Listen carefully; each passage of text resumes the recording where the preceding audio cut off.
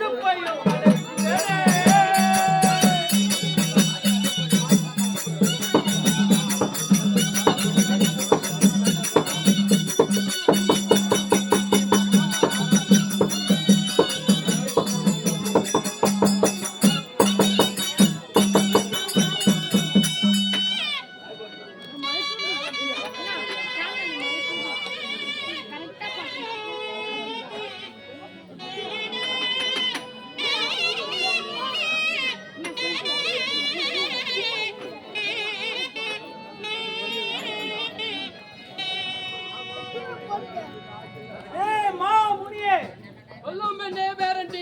ஒரு பெண்ணாகப்பட்டவள் நானே வெட்கத்தை விட்டு வலிய இறங்கி வந்து என்னை அனுபவித்து செல் என்று கூறினால் என்னை அவமானப்படுத்தி அகிலத்திலே மாவீரன் நீதான் என்று அகந்தையை வெளிப்படுத்தினாய்.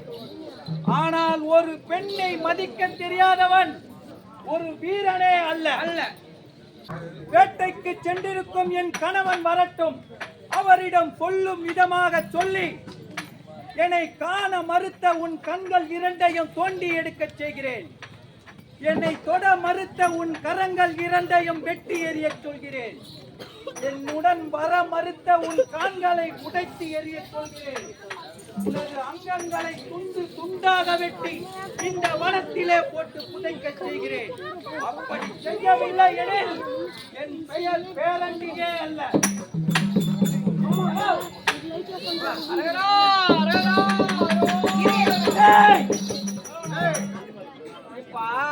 நான் சொல்வதை கேள். இப்போது இங்க நடந்ததை இங்கேயே மறந்து விட வேண்டும். நான் என் கணவனிடம் என்ன கூறினாலும் ஆமாம் ஆமாம் ஆமாம் இவை மட்டுமே கூற வேண்டும். அப்படி ஆட்சி எதுவும் கூறினால் தலையை அறுத்து வீட்டு வாசலுக்கு தோரணமாக தொங்க செய்து. நிறைய வேலை இருக்குது.